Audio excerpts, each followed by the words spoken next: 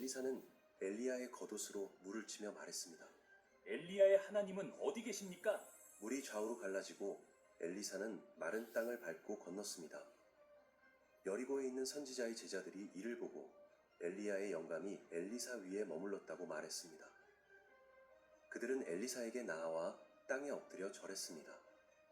이로써 엘리야의 지상 사역은 끝이 났으나 그의 사명은 엘리사를 통해 계속되었습니다. 엘리야의 이야기는 여러 중요한 교훈을 담고 있습니다. 첫째, 이 이야기는 하나님의 신실하심을 보여줍니다. 하나님은 약속하신 대로 가뭄을 보내셨고 또한 정한 때에 비를 내리셨습니다. 하나님은 엘리야를 기근에서 보호하셨고 위험에서 지켜주셨습니다. 둘째, 용기와 담대함의 중요성을 배울 수 있습니다. 엘리야는 아합 왕과 이세벨이라는 강력한 적들 앞에서도 두려움 없이 하나님의 메시지를 전했습니다. 갈멜산에서 바알의 선지자들과 맞서는 그의 모습은 진리를 위한 담대함의 본보기입니다. 셋째, 낙심과 회복의 순환을 볼 수 있습니다. 갈멜산에서의 위대한 승리 후에도 엘리야는 이세벨의 위협에 두려워하며 도망쳤습니다.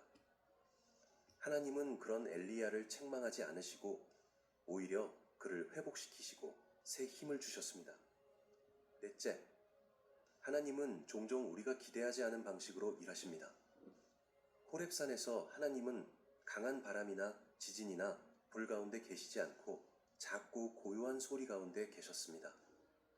이는 하나님의 임재와 능력이 항상 화려하고 극적인 방식으로만 나타나는 것이 아님을 보여줍니다. 다섯째, 하나님은 항상 자신을 위한 백성을 남겨두십니다.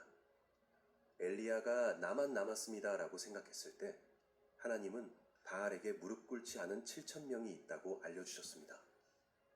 하나님은 어두운 시대에도 신실한 남은 자들을 항상 갖고 계십니다. 여섯째, 하나님은 자신의 사역을 계속하기 위해 다음 세대를 준비하십니다. 엘리야의 사역은 엘리사에게 이어졌으며 이는 하나님의 사역이 한 사람의 생애로 끝나지 않음을 보여줍니다. 마지막으로 엘리야의 승천은 하나님이 죽음을 초월하는 능력을 가지셨음을 보여줍니다. 이는 후에 예수 그리스도의 부활과 승천을 예표하는 사건이기도 합니다.